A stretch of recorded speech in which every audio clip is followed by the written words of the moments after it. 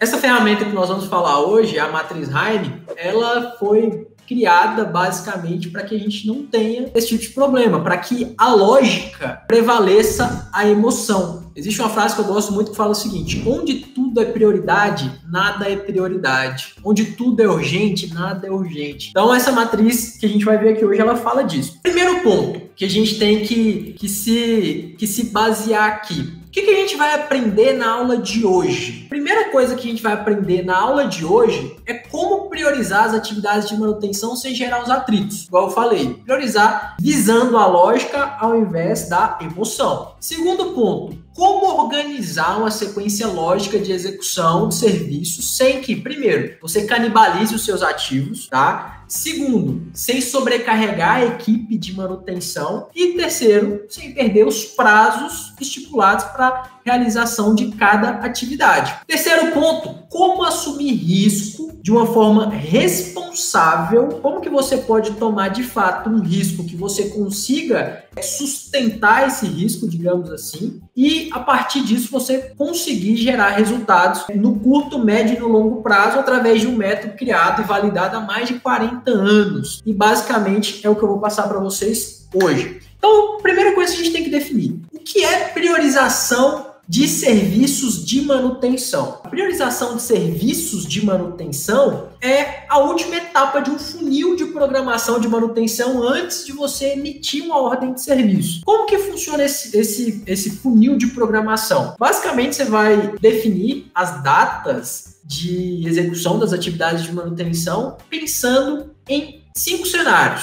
tá? Que são esses cenários aqui. Então, imagina aqui o seguinte, ó. Por que chama funil? Você vai jogar um monte de informação lá na boca desse funil, você vai jogar o calendário de produção no funil, você vai colocar os seus indicadores de confiabilidade no funil, o recurso, a disponibilidade da mão de obra que você tem, depois você vai colocar a quantidade de ferramentas, recursos materiais, o plano de manutenção, isso tudo é informação. Você vai jogar isso no funil e lá no final ele vai cuspir para você as OSs já programadas e priorizadas. Então imagine o seguinte: o primeiro passo para você começar a trabalhar com programação é você definir o seu cronograma de manutenção nas próximas 52 semanas. Então é um cronograma que a gente define anualmente e é o que a gente chama de cronograma do desejo. Por que cronograma do desejo? Basicamente, tudo aquilo que está definido, a gente definiu as datas ali dentro do cronograma de 52 semanas, mas não necessariamente as manutenções vão acontecer naquela data. Cara, o cenário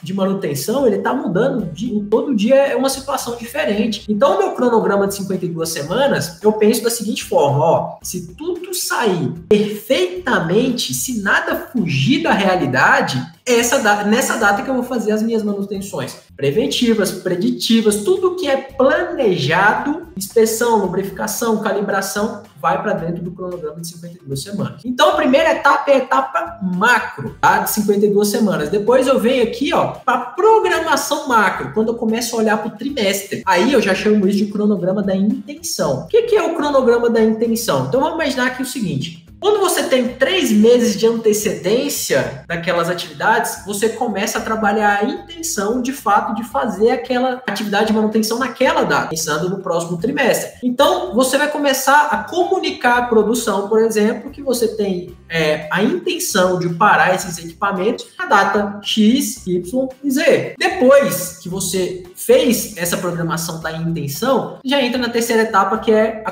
o cronograma, né, a programação micro, que é o cronograma da necessidade. O que é o cronograma da necessidade? Um mês de antecedência, você já não tem mais tanto o que definir sobre o que vai ser feito ou o que vai deixar de ser feito. Basicamente, você vai ter uma lacunazinha ali para você começar a manobrar sobre as suas datas. Ah, eu tenho uma corretiva programada para fazer algo que surgiu dentro daquele mês. Aí sim você vai ficar manobrando essas datas. Agora, serviço planejado, com um mês de antecedência, você já não tem mais que estar falando de alteração de data, tá? Basicamente, você já vai definir ali o que você precisa fazer para manter o seu ativo naquele mês. Definido isso, aí você começa a falar de priorização. Aqui, ó, na etapa de priorização, você vai fazer isso toda semana. Como como que a gente costuma orientar cliente de consultoria a conduzir essa priorização? Você define um dia na semana, geralmente toda quarta, toda terça, para você fazer uma reunião com a produção, né? Geralmente entra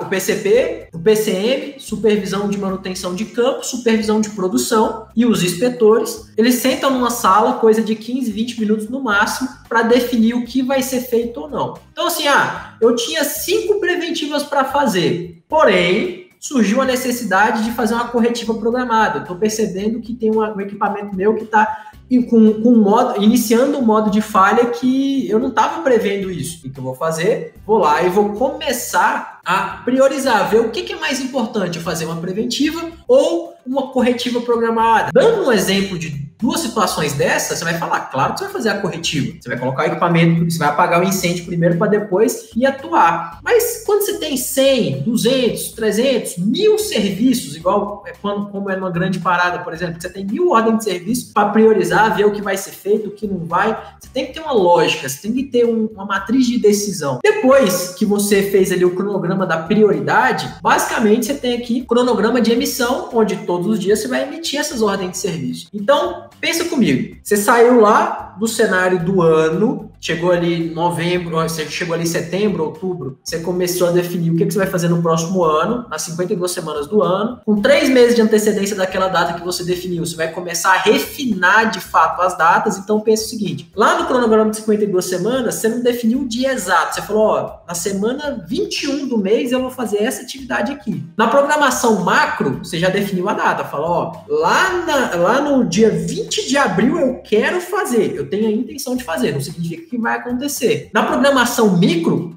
essa data já tem que ter sido negociada com a produção. Falou, dia 20 não dá, você vai fazer aí dia 29. Beleza, dia 29 de abril é a data. Só que chegou na semana do dia 29, surgiram mais 3 eventos que nem você nem a produção estavam esperando e os planos... Eu vou fazer o quê? Essas corretivas aqui ou essa preventiva? Vou fazer essa preventiva. Definido o serviço, no dia ou um dia de antecedência, geralmente você emite aquela ordem ali, imprime ela e passa para o cara fazer, para o técnico de manutenção fazer. Então esse é um funil de programação. Você jogou as informações lá em cima, ele priorizou as OS lá embaixo. Com esse cronograma de priorização, vai chegar um momento que você vai conseguir, através da ferramenta que eu vou mostrar aqui, definir qual que é o melhor prazo para fazer todas as OS. Nunca vai ficar uma OS para trás, porque a OS que fica para trás, você joga ela lá na boca do funil, ela passa por todas as etapas e ela sempre vai estar voltando na etapa de priorização. Uma hora, ela vai ser priorizada para ser feita. A partir daí, a gente vai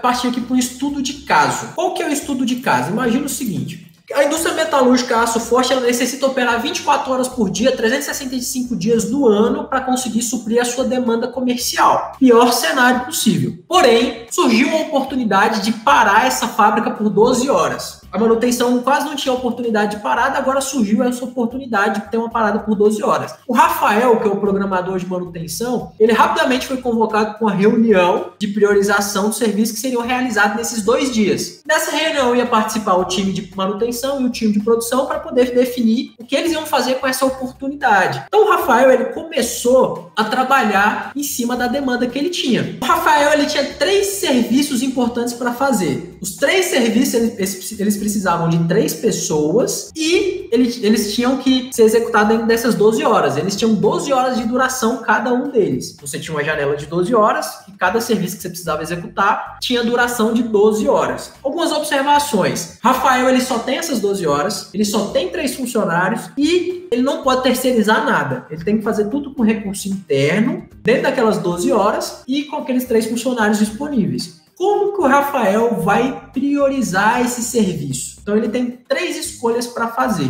Primeiro serviço, eliminar vazamento de óleo hidráulico do sistema de içamento. Eu estou falando de um ativo que é criticidade A, é uma corretiva programada. Eu tenho lá um vazamento de óleo em estágio inicial e tenho que corrigir aquilo ali. Segundo serviço é uma preventiva anual da caldeira. É um equipamento de criticidade A, só que é uma preventiva. Terceiro serviço é uma melhoria no sistema de ar comprimido da planta, que também seria no ativo de criticidade A, e entraria na categoria de melhoria e reprojeto. O que o Rafael fez? A primeira coisa que ele fez foi listar o que ele ganha ao priorizar aquele trabalho e o que ele perde ao abdicar da priorização daquele trabalho. Primeiro passo aqui, eliminar vazamento de óleo hidráulico do sistema de içamento. O que ele ganha? Ele ganha, primeiro, atuar no momento onde existe apenas uma falha potencial, ainda em estágio inicial, e evitar que aquela falha avance e provoque uma falha funcional do equipamento do processo. Porém, se ele não priorizar, o que ele perde? O risco de acontecer uma falha funcional por conta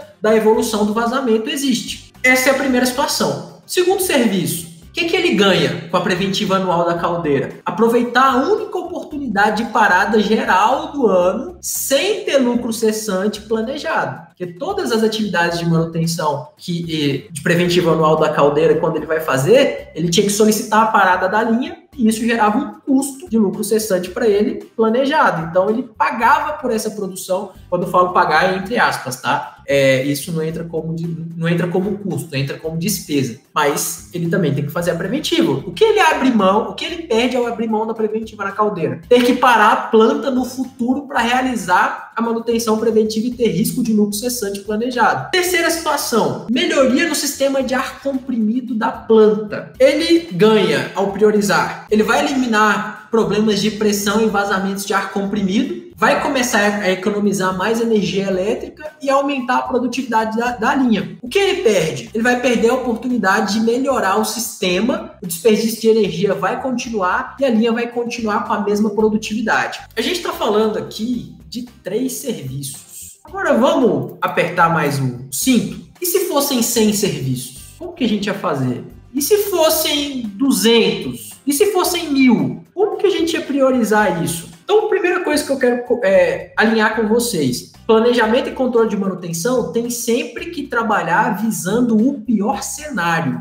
Eu trabalho visando o pior cenário, atuando conforme o pior cenário, para se caso o melhor cenário vier a acontecer, para mim é lucro. Basicamente, como que a gente ia fazer se fosse 1000 serviços? Eu preciso de método, eu preciso de ferramenta. Tenho 3 situações. Poxa, uma é uma corretiva programada onde eu consigo atuar no momento ideal e não deixar a falha evoluir. Nossa, eu quero isso aqui. Segunda opção é a questão da preventiva anual da caldeira. Poxa, eu tenho a opção de fazer a preventiva sem ter lucro cessante planejado e eu tenho ainda a terceira opção aqui de melhorar o sistema de ar comprimido para fazer a empresa economizar mais energia elétrica, aumentar a produtividade do setor de produção. Cara, isso tudo são muitas situações boas e eu tenho que escolher. Quais são as ferramentas mais comuns, né, que são utilizadas? A mais comum é a matriz Gucci. Falo dela demais nos nossos treinamentos e tal. O que é a matriz Gucci? Você vai pegar aqui o nível de gravidade, urgência e tendência daquele serviço, gravidade daquele problema, digamos assim, urgência da resolução, o quão urgente é você fazer aquilo e qual que é a tendência daquilo piorar. Vai dar uma nota para cada um, de 1 a 5, de acordo com essa tabelinha que eu coloquei aqui. Vai multiplicar uma nota pela outra e lá no final você tem a ordem de prioridade. Então, se eu tenho 3 serviços, eu ia aqui, qual que é a nota da gravidade do serviço 1, do serviço 2 e do serviço 3? Pontuaria. Qual que é a urgência de resolver? O serviço 1, o serviço 2 e o serviço 3? Pontuaria. Qual que é a tendência disso piorar em relação ao tempo? Não vai mudar nada, vai piorar no longo prazo, vai piorar no médio prazo. Vou colocar lá a tendência de cada um piorar, multiplicaria e no final eu tenho a prioridade de cada um. Quanto maior a nota, mais rápido você tem que atuar. Qual que é o problema de usar esse método? Para manutenção, em algumas situações ela se encaixa, outras não. Primeiro ponto é o seguinte: a gravidade de um problema para produção é diferente da gravidade de um problema para manutenção. Voltando lá no vazamento, eu estou vendo que tem um vazamento ali em estágio inicial. Nós que somos técnicos, a gente sabe que aquilo é prejudicial. Por mais que esteja vazando muito pouco, tem sujeira entrando por ali. Eu sei que, eu fiz revisão daquele redutor, troquei todos os rolamentos, engrenamento está perfeito, só que nós temos um vazamentozinho ali que está contaminando o óleo, daqui a pouco eu vou pegar alguma coisa no laudo. Para a produção, aquilo está normal, não está afetando o trabalho deles. E eu não estou falando que aqui tem um certo e tem um errado. É questão de ponto de vista. Então, eu posso ter 3 situações. Um cenário onde para manutenção é ok, para a produção é ok e para a segurança do trabalho é inadmissível, por exemplo. Certo? E a Gucci, ela não te dá esse posicionamento. Para a Gucci, você vai começar a discutir qual que é a gravidade daquele problema. Para você é muito grave, para a produção é pouco grave, para a segurança é gravíssimo. Acaba que nunca chega num consenso. Acaba que, nesse momento, a emoção vai prevalecer a lógica, a influência dentro da empresa vai prevalecer a lógica, sabe? Quem que fala mais alto na reunião? Cada um vai puxar uma sardinha pro seu lado. Então, a gravidade, a urgência, a tendência, para cada um vai ser diferente. A manutenção vem de uma forma, a produção vem de outra, a segurança vem de outra e a gente precisa priorizar. Então, qual que é a ferramenta que evita esse tipo de problema? Qual que é a melhor ferramenta que a gente usa para priorizar algo que, por exemplo, não vai expor o colaborador ao risco de um acidente, não vai expor a empresa ao risco dela ter um equipamento quebrado no meio de uma campanha importante, não vai expor o risco da empresa canibalizar o seu ativo em função da produção. É algo que vai ser lógico. A gente está falando do quê? Da matriz Haim. A matriz Haim é uma sigla em inglês que vem de Ranking Index for Maintenance Expenditure, que no nosso bom português significa Índice de Classificação de Despesas de Manutenção. Agora, onde surgiu esse negócio? Onde surgiu essa tal de matriz Haim? Ela surgiu basicamente na indústria petroleira. Ela é uma das ferramentas do RBM, que é uma modalidade de manutenção, uma modalidade de política de manutenção que é conhecida como Risk-Based Maintenance. Manutenção com base no risco da sua operação. Ela foi desenvolvida em 1980. Qual que é a questão aqui? Eu vou ponderar o meu ganho financeiro, eu vou ponderar o meu risco em relação à segurança, o meu risco operacional. Eu vou colocar tudo numa balança e a partir daquele momento eu vou analisar esses cenários e vou definir o que eu faço em função de qualquer tipo de serviço. Qual que é o ponto? A matriz Haim, vamos imaginar que a gente vai colocar isso numa fórmula, tá? Então, a matriz Haim, ela fala o seguinte, ó, TS vezes CA, onde você vai multiplicar o tipo de serviço vezes a criticidade do seu ativo e vai ter um índice de priorização. Quanto maior o índice, maior será a prioridade de execução daquele serviço. Então, qual que é a vantagem que a gente tem aqui sobre a matriz Gucci nesse momento? Primeira vantagem é o tipo de serviço ele não muda. A criticidade do ativo, teoricamente, ela também não muda. Óbvio que se eu tenho um sistema, por exemplo, em stand-by, eu tenho uma bomba em redundância da outra, fazendo com que ambas sejam criticidade B. Só que uma bomba quebrou, estou operando com a redundância, ou seja, tenho só uma bomba na linha, essa bomba agora é de criticidade A na prática, só que na teoria, lá na matriz, é de criticidade B. Por mais que a matriz de criticidade seja viva, eu tenho que considerar isso também. Mas qual que é a vantagem que a gente tem aqui? O tipo de manutenção, o tipo de serviço, ele não vai mudar. Uma vez que eu tenho uma OS lá já emitida, aquele tipo não muda. A criticidade também não. Eu posso automatizar isso. Quando eu falo automatizar, eu posso jogar isso na planilha do Excel com 1.500 tipos de serviço e a planilha, 1.500, 2.000, 3.000, 10.000, infinitos.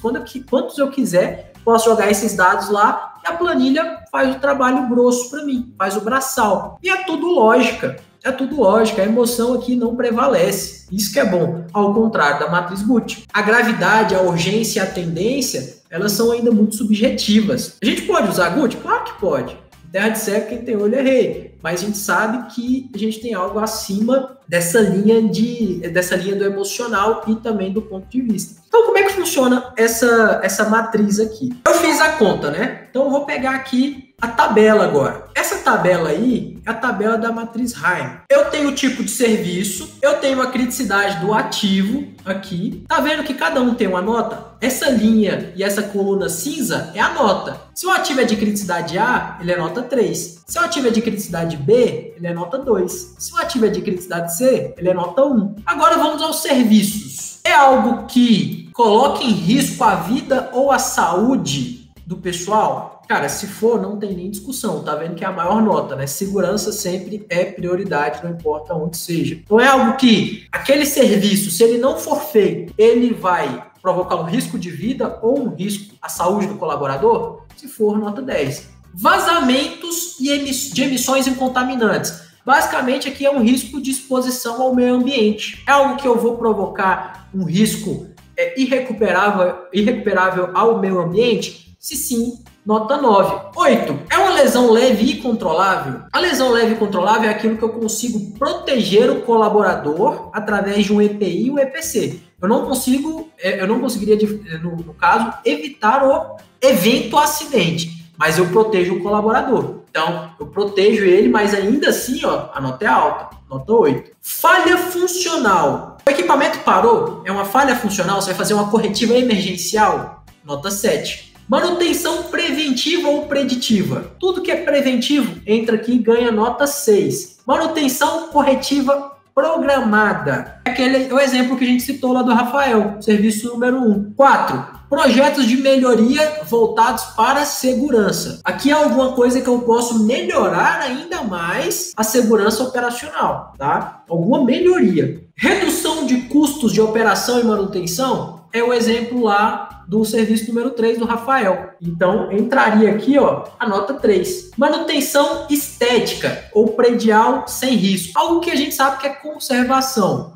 tá? Principalmente da área predial. Nota 2. Rotinas e limpezas. Basicamente, essas são as notas. O que a gente vai fazer agora? Multiplicar o tipo de serviço pela criticidade do ativo aqui, ó. Então, vamos imaginar, eu tenho um serviço que reduz o risco à vida e à saúde do colaborador, ou seja, ele vai eliminar a chance de um acidente. 10 multiplicado por 3 igual 30. Eu tenho um serviço aqui, ó, que é uma correção de falha funcional, uma corretiva emergencial. Se ele for um equipamento criticidade A, nota 21. Se for um equipamento criticidade B, nota 16. Eu vou simplesmente multiplicar a linha cinza pela coluna cinza. E isso vai me dar aqui, ó, a minha priorização. Então eu tenho aqui, ó, notas entre 30 a 20 são notas que eu tenho que fazer o serviço imediatamente, e são por conta de duas coisas: ou compromete a segurança do colaborador, expõe o colaborador ao risco de um acidente, ou tem uma parada de produção, vai me provocar uma perda econômica muito, muito grande. 19